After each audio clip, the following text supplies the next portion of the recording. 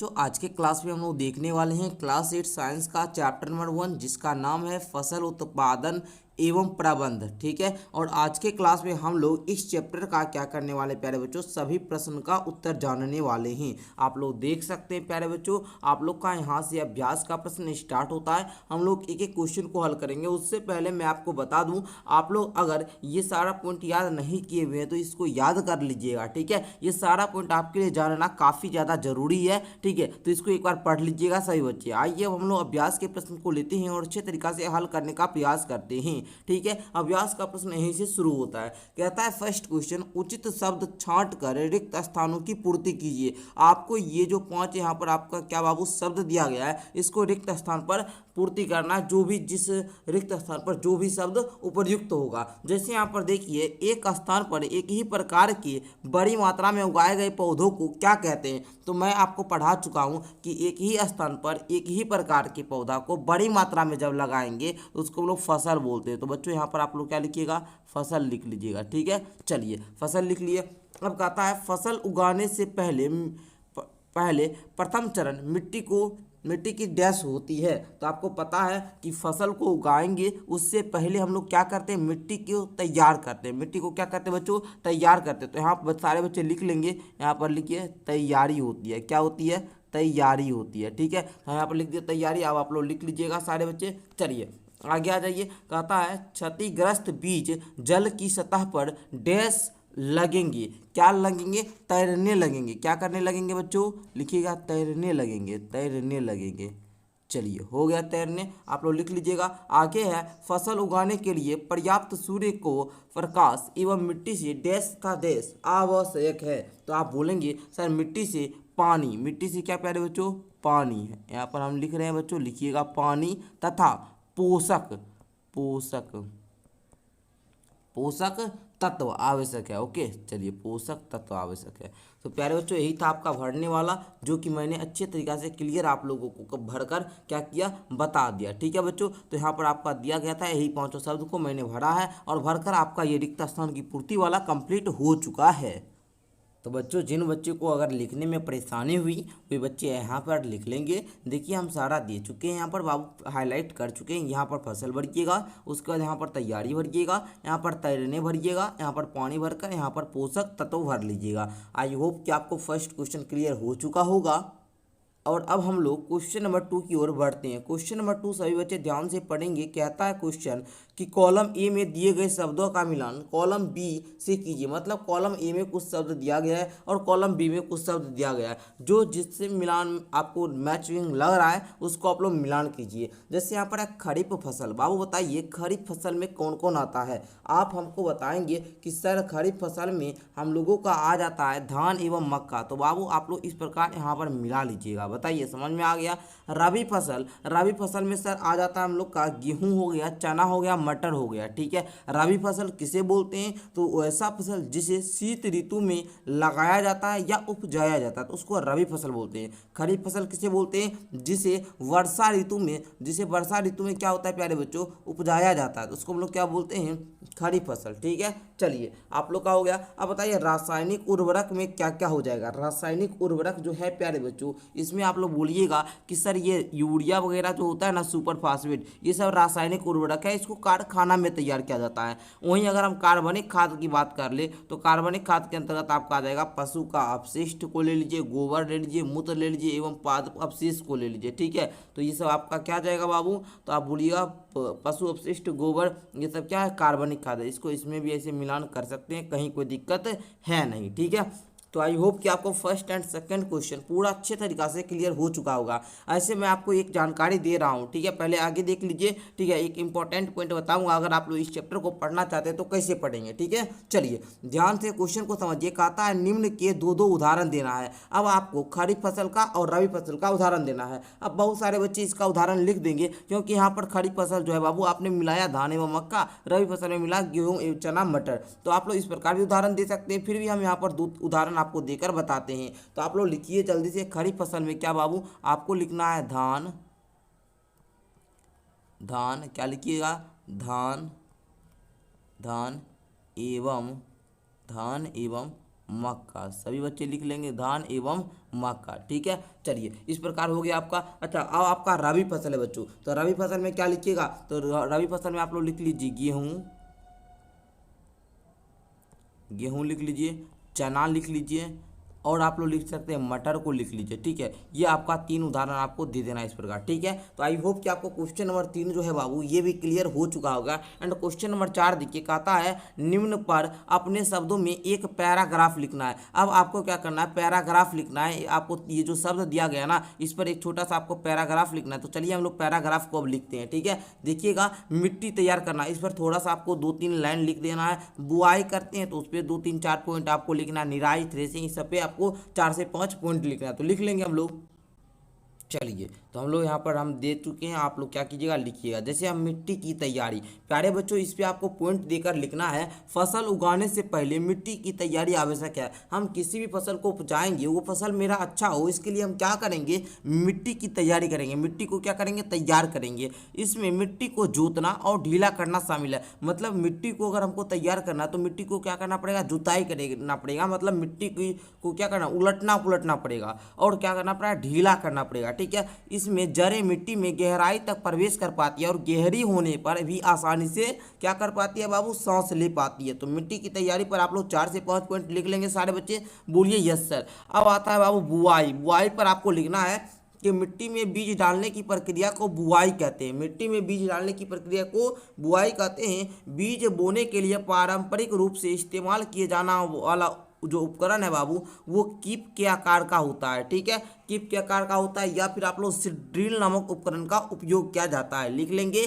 चलिए आगे लिखिएगा, आजकल ट्रैक्टर की मदद से बुआई के लिए सीड ड्रिल का इस्तेमाल किया जाता है। आपको पता होगा सीड ड्रिल एक उपकरण होता है जिससे क्या किया जाता है बाबू, है ना, ट्रैक्टर की मदद से बुआई के लिए उपयोग किया जाता है। ठीक है, यह उपकरण उचित दूरी और गहराई पर समान रूप से बीज बोता है। ठीक है, तो प्यारे बच्चों बुआई पर आप लोग को इतना ही क्या करना है, लिखना है। बस इतना लिख दीजिएगा, आपको पूरा में पूरा नंबर मिल जाएगा। अब देखिए निराई की बात करें, निराई आपको पता है बाबू क्या होता है, निराई गुराई जो हम लोग फसल लगाते हैं। तो आप लोग देखिएगा कभी कभी फसल के साथ क्या होता है बच्चों, यहाँ पर देखिए आपके बुक में भी दिया गया है कि फसल के साथ क्या हो रहा है, कि कुछ अवांछनीय पौधा उग जा रहा है जिसको हमको जरूरत नहीं है, जिसको हमको जरूरत नहीं है। उस अवांछनीय पौधा को हटाने की प्रक्रिया को क्या बोलते हैं, निराई बोलते हैं। जो अवांछनीय पौधा होता है बाबू, उसको हम लोग क्या बोलते हैं बच्चे, उसको हम लोग बोलते हैं, इस अवांछित पौधे को हम लोग खरपतवार बोलते हैं। खरपतवार हटाने की प्रक्रिया को निराई बोलते हैं। मतलब जो अवांछनीय पौधा उग जाता है हमारी फसल के साथ, उस पौधा को जो हटाते हैं ना, उसी को निराई बोला जाता है। समझ चुके हैं। निराई हम लोग क्यों करते, तो हमारा जो फसल है उसको अधिक पोषक तत्व मिल सके। क्योंकि बताइए अगर हमारा इस प्रकार का फील्ड है, इसमें हमारा फसल है, यहाँ पर आपका फसल है, यहाँ पर आपका फसल है, यहाँ पर बाबू कोई पौधा उग गया, तो इस फसल को भी मिट्टी का पोषक तत्व मिलेगा और इसको भी मिलेगा, दोनों में बट जाएगा ना। अगर हम चाहेंगे कि हमारा जो भी पोषक तत्व डाले वो हमारा खेत वाला फसले को मिले, तो इसके लिए हमको क्या करना पड़ेगा, इस पौधा को हटाना पड़ेगा। तो देखिए इसलिए हम लोग क्या करते हैं, निराई करते हैं। तो लिखेंगे फसल के साथ कुछ अवांछित पौधे उग जाते हैं जिन्हें खरपतवार कहते हैं। ठीक है, इन अवांछित पौधों को हटाने की प्रक्रिया को निराई या गुराई कहते हैं। बच्चों बस आपको इतना ही पॉइंट इसमें लिखना है। आगे देखिए थ्रेसिंग। थ्रेसिंग के बारे में एक लिखिएगा कि अनाज के बीजों को भूसे से अलग करने की प्रक्रिया को थ्रेसिंग कहते हैं, या फिर दौनी वगैरह आप लोग बोल सकते हैं, दौनी, है ना। अच्छा पता होगा आपको, इसका भी उपकरण आ चुका है ना। तो देखिए बच्चों यही आप लोग का कॉम्बाइन मशीन होता है जिसके द्वारा थ्रेसिंग वगैरह होता है। ठीक है ना, थ्रेसिंग जो आप लोग पढ़े हुए अभी थ्रेसिंग के बारे में, दौनी, है ना बाबू, दौनी के बारे में जो आप लोगों ने पढ़ा वो दौनी इसी मशीन के द्वारा होता है। इस मशीन का नाम कॉम्बाइन होता है। ओके, तो आई होप कि आपको यहाँ तक क्लियर तरीका से समझ में आ चुका होगा। और अब हम लोग आगे की ओर बढ़ते हैं। आगे का क्वेश्चन है, स्पष्ट कीजिए कि उर्वरक जो है बाबू वो खाद से किस प्रकार भिन्न है। मतलब किस प्रकार जो खाद से उर्वरक अलग है, मतलब दोनों में आपको अंतर ज्ञात करना है। तो आइए हम आपका अंतर बाबू आपके बुक में ही दिया गया है, बट आप लोग पढ़िएगा तो यहाँ पर देखिए आपको दिया गया है ना, बस इसी को हम लोग समझेंगे, उर्वरक एवं खाद में अंतर। ठीक है, तो चलिए बच्चों कॉपी कलम को खोल लीजिए और लिखना शुरू कीजिए। ठीक है, यहाँ पर देखिए हम लिख चुके हैं उर्वरक, यहाँ पर दीजिए एक खाद दीजिए। इस प्रकार से 2 पॉइंट बनाइए। ठीक है, 2 कॉलम आपको बनाना है। ठीक है, 2 कॉलम बनाकर पहले यहाँ पर लिख दीजिए उर्वरक, यहाँ पर लिख दीजिए खाद। नंबर 1 पॉइंट डालकर लिखिएगा कि उर्वरक एक अकार्बनिक लवण है। उर्वरक कैसा लवण है बाबू? अकार्बनिक लवण है। जबकि खाद क्या है बाबू? कार्बनिक लवण है ना। लिखिएगा खाद एक प्राकृतिक पदार्थ है जो गोबर, मानव अपशिष्ट एवं पौधों के अवशेष के विघटन से प्राप्त होता है। कहने का मतलब खाद को बनाने के लिए एक गड्ढा कर लिया जाता है और उसमें मानव का अपशिष्ट हो गया, गोबर वगैरह हो गया या पौधा का अवशेष हो गया, सब्जी वगैरह का छिलका हो गया, सबको दे दिया जाता है। कुछ दिनों के बाद जब इसमें बहुत दिनों धूप गर्मी सारा कुछ लगेगा तो ये क्या हो गया? प्रॉपर रूप से खाद का तैयार हो जाता है। ठीक है, चलिए उर्वरक जो है बाबू इसका उत्पादन फैक्ट्री में होता है या कारखाना में होता है, लेकिन जो खाद है बाबू इसको हम लोग कहाँ बनाते हैं बाबू? खेतों में बनाई जा सकती है। आप लोग देखिएगा कभी कभी किसान लोग क्या करते हैं कि खेत में बाबू क्या करते हैं, कुछ हरे पौधे को उगाते हैं और जुताई करवा देते हैं। जुताई करने के बाद क्या करते हैं, उस हरे पौधे को खेत में ही मिला देते हैं। वो भी बाबू एक खाद ही हुआ। ठीक है, खेत में ही उसको उगाए और खेत में ही मिला दिए, वो भी एक कार्बनिक खाद हुआ। ठीक है, चलिए उर्वरक जो है बाबू वो मिट्टी को ह्यूमस प्राप्त नहीं होता है। उर्वरक से मिट्टी को ह्यूमस प्राप्त उतना नहीं होता है, लेकिन खाद से मिट्टी को ह्यूमस प्रचुर मात्रा में प्राप्त होता है। ध्यान रखिएगा, खाद से मिट्टी को ह्यूमस जो है बाबू प्रचुर मात्रा में प्राप्त होता है। उर्वरक में पादप पोषक जैसे कि नाइट्रोजन, फास्फोरस और तथा पोटेशियम प्रचुरता में होते हैं, जबकि खाद में पादप पोषक तुलनात्मक रूप से कम होते हैं। तो यही इस दोनों के बीच अंतर था। बस आपको इतना ही लिखना था जो कि आप लोगों ने लिख लिया। आगे देखिएगा, आपका आगे का क्वेश्चन है बाबू, सिंचाई क्या है? सिंचाई की 2 विधियां बताइए जो जल संरक्षण करती है। ठीक है, तो उत्तर लिखिएगा आप लोग। पौधों को उनकी वृद्धि में सहायता करने के लिए उन्हें पानी देने की कृत्रिम विधि को सिंचाई कहते हैं, या फिर ऐसे भी लिख सकते हैं कि पौधों को विभिन्न अंतराल पर पानी देने की प्रक्रिया को सिंचाई बोलते हैं। यहाँ तक लिख लीजिएगा। अच्छा, यहाँ पर बोल रहा था इस सिंचाई की मुख्य स्रोत कुएं, नलकूप, तालाब, झीलें, नदियां हैं। यहाँ तक पहले लिखिए। उसके बाद बोल रहा था कि सिंचाई की 2 विधियां बताइए, तो लिखेंगे सिंचाई की 2 विधियां जो जल संरक्षण में मदद करती है। दो प्रकार का होता है, एक होता है स्प्रिंकलर सिंचाई प्रणाली और एक आपका आता है ड्रिप सिंचाई प्रणाली। तो पहले हम यहाँ पर आपको समझा देते हैं, फिर हम आपको इमेज के माध्यम से समझाने का प्रयास करेंगे। ओके, इमेज के माध्यम से, सारा कुछ इमेज के माध्यम से समझाएंगे। लिखिए स्प्रिंकलर सिंचाई प्रणाली के बारे में कि इस सिंचाई प्रणाली में शीर्ष पर घूमने वाली नोजल के साथ ऊर्ध्वाधर पाइप की व्यवस्था होती है। यह आसमान और ये जो बाबू होता है असमान, आसमान नहीं बाबू असमान है ना, आसमान बोला गया, सॉरी असमान लिखिएगा। ठीक है, और रेतीली भूमि में अधिक उपयोगी है। जहां पर्याप्त पानी उपलब्ध नहीं है वहां पर कैसा होता है बाबू? स्प्रिंकलर होता है, मतलब छिड़काव तंत्र की व्यवस्था होती है। चलिए बच्चों, यहाँ पर आप लोग देखिए, यहाँ से भी आप लोग लिख सकते हैं कि सिंचाई की आधुनिक मतलब मुख्य विधियाँ निम्न है। ठीक है, इस प्रकार देकर आप लोग लिख लेते हैं यहाँ पर कि इस विधि का उपयोग असमतल भूमि के लिए किया जाता है जहाँ पर जल कम मात्रा में उपलब्ध है। ठीक है, ऊर्ध्व पाइपों, नलों के ऊपरी सिरों पर घूमने वाले नोजल लगे होते हैं या पाइप निश्चित दूरी पर मुख्य पाइप से जुड़े होते हैं। बस इतना भी लिखते तो आपका काम बन जाता है। ठीक है, देखिए बच्चों, इसमें होता क्या कि यही है आपका छिड़काव तंत्र, जिसको हम लोग स्प्रिंकलर सिस्टम बोलते हैं। इसमें क्या होता है कि इस प्रकार से पहले आपका दिया गया, उसके बाद इस पाइप के जरिए क्या होता है कि सभी जगह यहाँ इस प्रकार से एक पाइप बिछा दिया जाएगा। उसके बाद इस प्रकार से क्या होता है कि इसे ऐसे इस प्रकार से पानी जाता है। ठीक है ना, इससे क्या होता है बाबू? इस प्रकार से ऊपर ऊपर क्या होता है? पानी जाता है। ठीक है, कहने का मतलब जैसे ऊपर से बारिश में आप लोग देखते होंगे, जब बारिश होती है तो ऊपर से क्या होता है बाबू? पानी गिरता है ना, पानी। तो उसी प्रकार से इसमें भी क्या होता है कि एक पाइप ऐसे ऊपर करके लगा दिए। अब इस वाटे क्या होता है बाबू? इस प्रकार से पानी गिरते रहता है, तो इसको हम लोग बोलते हैं स्प्रिंकलर सिस्टम। कहने का मतलब छिड़काव तंत्र। तो समझ चुके हैं आप लोग इसको। अब देखिए ड्रिप तंत्र में आप लोग लिखिएगा, ड्रिप तंत्र दूसरा विधि होता है। इसमें आप लोग क्या लिखिएगा कि इस विधि में जल बूंद बूंद करके सीधे पौधों की जड़ों में गिरता है, अतः इसे ड्रिप तंत्र कहते हैं। फलदार पौधे, बगीचों तथा वृक्षों को पानी देने की यह सर्वोत्तम तरीका है। इससे पौधों की बूंद बूंद करके जल प्राप्त होता है। बस इतना लिखिएगा। इस विधि में जल बिल्कुल व्यर्थ नहीं होता था। जल की कमी वाले क्षेत्रों में एक या क्या है बाबू? वरदान है। बस इसमें आपको यहाँ तक लिखना होगा। ठीक है, ड्रिप तंत्र में। ठीक है, यहाँ पर देख सकते हैं आप लोग का इस प्रकार से फिगर है। यहाँ पर क्या होता है बाबू? इस प्रकार से आपका दे दिया। पाइप में क्या होता है? थोड़ा सा छेद कर दिया जाता है। छेद करने के बाद पौधा में ये जो छेद से पानी जाएगा। ठीक है ना, इसमें ऊपर वाटे ऐसे ऐसे आपका नहीं होता है, सीधा सा डायरेक्ट पौधे के जड़ में ही बूंद बूंद करके पानी जाता है। ऐसे आप लोग को हम यहाँ पर लिख दिए हैं, बस आप लोग इतना तक लिख लीजिएगा, ठीक है। दोनों पर आप लोग इतना बात लिख दीजिएगा तो आपका क्लियर हो जाएगा। आगे देखिए क्वेश्चन नंबर 7 आप लोग के सामने आ चुका है। कहता है अगर खरीफ के मौसम में गेहूं बोया जाए तो क्या होगा, चर्चा करें। लिखेंगे गेहूं की फसल नवंबर दिसंबर से मार्च अप्रैल तक बोई जाती है। पता होगा आप लोग को, क्योंकि गेहूं क्या है बाबू, एक आपका रबी फसल है। गेहूं क्या है, रबी फसल है। और आप लोग जानते हैं रबी फसल शीत ऋतु में लगाया जाता है। और जो भारत में शीत ऋतु मतलब ठंडी का जो मौसम आता है वो नवंबर दिसंबर में आता है। तो नवंबर में गेहूं की फसल बोया जाता है और इसका जो कटाई की जाती है वो मार्च अप्रैल के महीने कर ली जाती है। यह सर्दियों में उगाया जाता है और इसे कम पानी की आवश्यकता होती है, इसलिए इसको हम लोग सर्दी में लगाते हैं, ठीक है ना। शीत ऋतु में इसलिए बोया जाता है क्योंकि इसमें क्या होता है बाबू, कम पानी की आवश्यकता होती है। अगर खरीफ के मौसम में गेहूं को बोया जाए तो उसमें क्या होगा, खरीफ के मौसम वर्षा ऋतु में होता है ना बाबू, तो वर्षा ऋतु में क्या होगा, पानी ज़्यादा मिलेगा। पानी ज़्यादा मिलेगा तो इसका उत्पादन काफ़ी कम हो जाएगा। तो इस प्रकार आपको यहाँ तक उत्तर में लिखना है। आई होप कि आप लोग अच्छे तरीके से समझ में आ चुका आप लोग को, आप लोग लिख लेंगे। आगे देख लेते हैं हम लोग। आगे देखिएगा आप लोग का क्वेश्चन कहता है कि बताइए कि खेत में लगातार फसल उगाने से मिट्टी पर क्या असर पड़ता है। तो लिखेंगे उत्तर में, लगातार फसल उगाने से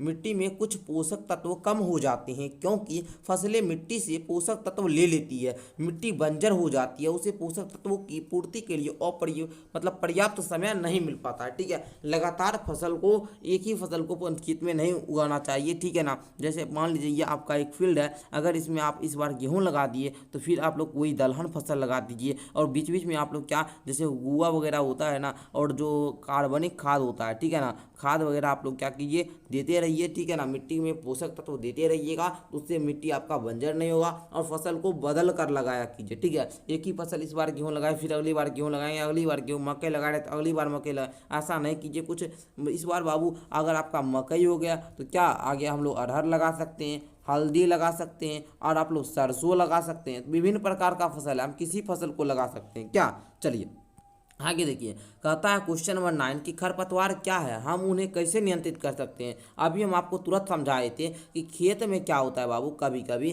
कि फसल के साथ प्राकृतिक रूप से उगने वाले अवांछनीय पौधे, अनचाहे पौधे को खरपतवार कहते हैं। मतलब वो पौधा का हमको ज़रूरत नहीं रहता है, लेकिन पौधा क्या होता है कि उग जाता है, ठीक है ना। हमको ज़रूरत नहीं है फिर भी क्या होता है बाबू, वो पौधा अपने आप आ जाता है, तो उसको हम लोग खरपतवार कहते हैं। खरपतवार को वृद्धि को कई तरीकों से नियंत्रित किया जा सकता है। फसलों की बुआई से पहले जुताई करने से खरपतवार को उखाड़ने और मारने में मदद मिलती है, जो बाद में सूखकर मिट्टी में मिल जाते हैं, ठीक है। खरपतवार को कुछ रसायनों का उपयोग करके भी नियंत्रित किया जाता है, जिन्हें खरपतवार नाशक कहते हैं, ठीक है। मतलब जो खरपतवार होता है बाबू, इसमें हम लोग बहुत सारा रसायन का प्रयोग करके भी इसको हम लोग क्या कर नियंत्रण पा सकते हैं, जिसको हम लोग खरपतवार नाशक बोलते हैं। जैसे में कुछ दवा आता है 2,4-D MCPH ब्यूटाकॉल, ये सब बाबू खरपतवार नाशक दवाई है, ठीक है। खरपतवार को मारने के लिए खेतों में खरपतवार नाशकों का छिड़काव किया जाता है।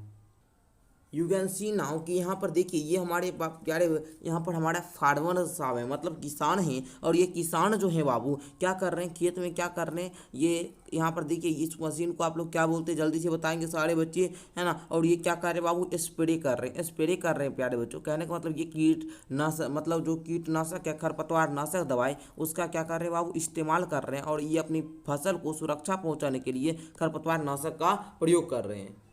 बच्चों एक और क्वेश्चन बताया, लेकिन उससे पहले मैं आपको एक जानकारी बता दूं। क्या जानकारी है प्यारे बच्चों, थोड़ा सा समझिएगा यहाँ पर आप लोग।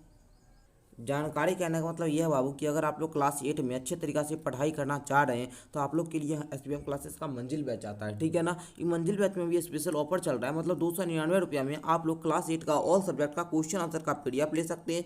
आप लोग को जो बाबू क्वेश्चन आंसर है वो अच्छे तरीक़ा से करवाया जाएगा, उसका क्लास ले सकते हैं। आप लोग PDF नोट्स ले सकते हैं, मतलब साइंस का आप लोग बेहतरीन सा नोट्स ले सकते हैं, ठीक है। जैसा नोट्स पढ़ने के बाद आपको पूरा डाउट क्लियर हो जाएगा, तो उसका ऑफर चल रहा था, इसलिए मैंने वो जानकारी आपको दे दी, ठीक है। तो आप लोग जरूर उसको ले लीजिएगा। चलिए 10 नंबर क्वेश्चन कहता है, निम्न बॉक्स को सही क्रम में आपको क्या करना है, लगाना है, ठीक है। सही क्रम में आपको बैठाना है, ठीक है। यहाँ पर देखिए इस प्रकार लगाइए कि गन्ने की फसल उगाने की रेखांकित। अच्छा चलिए तो हम आपको बताते हैं, पहले आप लोग लगाते जाएंगे। जैसे फसल को चीनी मिल में भेजना, ये काम पहले करेंगे कि पहले सिंचाई करेंगे कि पहले कटाई करेंगे, पहले बुआई करेंगे कि पहले मिट्टी तैयार करेंगे, पहले खेत की जुताई करेंगे कि पहले खाद देंगे। तो बच्चों सबसे पहले हम लोग क्या करेंगे, मिट्टी की तैयारी करेंगे। तो यहाँ पर आप लोग सबसे नंबर 1 पॉइंट यहाँ पर देकर लिखिएगा कि मिट्टी तैयार करना, मिट्टी तैयार करना, मिट्टी तैयार करना। ओके, फर्स्ट का मेरा यही होगा, ये आपका फर्स्ट पॉइंट हो जाएगा। ठीक है, दूसरा में आप लोग क्या करिएगा बताइए। मिट्टी को जैसे ही हम लोग तैयार करेंगे उसके बाद हम उसमें क्या करें, अच्छा मिट्टी को तैयार करने के लिए क्या करेंगे, खेत की जुताई करवाएंगे। तो यहाँ पर आप लोग दूसरा पॉइंट देकर लिखिएगा, खेत की जुताई करना। मिट्टी को तैयार करने के लिए खेत की क्या करना पड़ेगा, जुताई करना पड़ेगा। तो खेत की जुताई करना, ये आपका दूसरा पॉइंट हो गया। ठीक है, अब तीसरा पॉइंट आपका क्या हो जाएगा बाबू, सोइंग। उसमें हम लोग बीज डालेंगे। तो यहाँ पर तीसरा आप लोग लिखिए बाबू, बुआई, बुआई। ठीक है, ये आपका तीसरा काम हो जाएगा। चौथा काम आपका क्या हो जाएगा, बुआई जैसे ही आपका हो जाएगा उसके बाद हम लोग उसमें क्या करेंगे, खाद को देंगे। क्या करेंगे बाबू, खाद डालेंगे। तो यहाँ पर हम लोग लिख लेते हैं, खाद देना। चलिए हो गया। आगे आप लोग देखिएगा, जैसे ही हम लोग इसमें क्या करेंगे, खाद दे देंगे, उसके बाद हम लोग क्या करेंगे, इसमें पानी देंगे, सिंचाई करेंगे। क्या करेंगे, सिंचाई करेंगे। यहाँ पर 5 नंबर में लिखिए आप लोग, सिंचाई। चलिए आगे देखिएगा बच्चे, सिंचाई करने के बाद आप लोग क्या करेंगे, कटाई करेंगे। क्या करेंगे बच्चे, कटाई करेंगे। यहाँ पर आप लोग 6 नंबर देकर लिखिएगा, यहाँ पर लिखिए तो कटाई। चलिए हो चुका है। कटाई करने के बाद आप लोग क्या करेंगे बच्चे, कटाई, फसल को चीनी मिल, जब हमारा कटाई हो चुका होगा तो हम लोग फसल को चीनी मिल में भेज देंगे। तो यहाँ पर आप लोग लिख लेंगे, फसल को चीनी मिल में भेजना, मिल में भेजना। ये आपका 7 नंबर पॉइंट हो जाएगा। तो आई होप कि आपको अच्छे तरीके से समझ में आ चुका होगा, है ना, पूरा अच्छे तरीके से आप लोग समझ चुके हैं, है ना। चलिए आगे अब आप लोग देखिए क्वेश्चन नंबर 11। ये बाबू बता रहा था स्टेप हम बता दिए, कौन सा स्टेप आपको पहले अपनाना है, ये स्टेप हमने पूरा अच्छे तरीके से डिटेल में आपको बता दिया। अब 11 नंबर क्वेश्चन कहता है कि नीचे दिए गए संकेतों की सहायता से पहले को पूरा करिए। ठीक है, आप लोग को पहले को पूरा करना है। तो चलिए बच्चों हम लोग इसको भी सॉल्व कर लेते हैं। प्यारे बच्चों, कहता है आपका कि ऊपर से नीचे की ओर, ऊपर से नीचे की ओर, बताइए सिंचाई का एक पारंपरिक तरीका, सिंचाई का एक पारंपरिक तरीका क्या हो जाएगा बच्चों। तो आप देखिएगा यहाँ पर रहट हो जाएगा। क्या हो जाएगा बाबू, रहट हो जाएगा। तो यहाँ पर आप लोग लिख लेंगे रोहट, रहट। ओके, चलिए दूसरा कहता है बड़े पैमाने पर पालतू पशुओं को उचित देखभाल करना। ये क्या हो जाएगा, बड़े पैमाने पर अगर हम लोग देखभाल करेंगे तो इसको हम लोग क्या बोलते हैं, इसको हम लोग पशुपालन बोलते हैं। तो आप लिखिएगा पशुपालन, पालन। ओके लिख दिए। आगे है फसल जिन्हें वर्षा ऋतु में बोया जाता है तो उसको हम लोग खरीफ फसल बोलते हैं। तो आप लोग लिखिएगा खरीफ। ठीक है, क्या लिखिएगा बच्चे, खरीफ। बताइए फसल पक जाने के बाद काटना, तो उसको हम लोग कटाई बोलते हैं। क्या बोलते हैं, कटाई बोलते हैं। तो कटाई लिख लीजिएगा। आगे है बाईं से दाईं की ओर, बाईं से दाईं की ओर, शीत ऋतु में उगाई गई फसल। क्या हो जाएगा बताइए जल्दी से, सही बच्चे बताएंगे। शीत ऋतु में उगाई गई फसल को हम लोग क्या बोलते हैं बच्चे, तो शीत ऋतु में जो फसल को हम लोग उगाते हैं उसको हम लोग रबी फसल बोलते हैं। तो आप लिख लेंगे रबी। यहाँ पर एक ही किस्म के पौधे जो बड़े पैमाने पर उगाए जाते हैं उसको हम लोग फसल बोलते हैं। आगे देखिए रासायनिक पदार्थ जो पौधों को पोषक प्रदान करते हैं उसको हम लोग उर्वरक बोलते हैं। आगे है खरपतवार हटाने की प्रक्रिया को हम लोग क्या बोलते हैं, निराई बोलते हैं।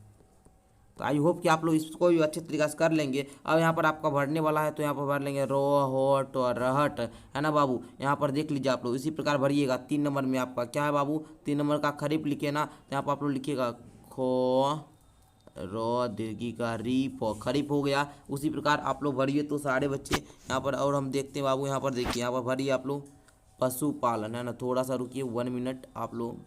चलिए देखिए, हाँ यहाँ पर आप लोग लिखिए सारे बच्चे प सु पा लो न, पशुपालन हो गया। चलिए इस प्रकार ये वाला भर लिए। अब आप लोग देखिएगा यहाँ पर और क्यों कोई है यहाँ पर, नहीं है ना। चलिए और देखिएगा यहाँ पर फसल, 4 नंबर में फसल हो जाएगा, फसल, फसल हो गया। अच्छा यहाँ पर और देखिए उर्वरक, उर्वरक हो गया। कटाई हो गया। अच्छा निराई हो गया।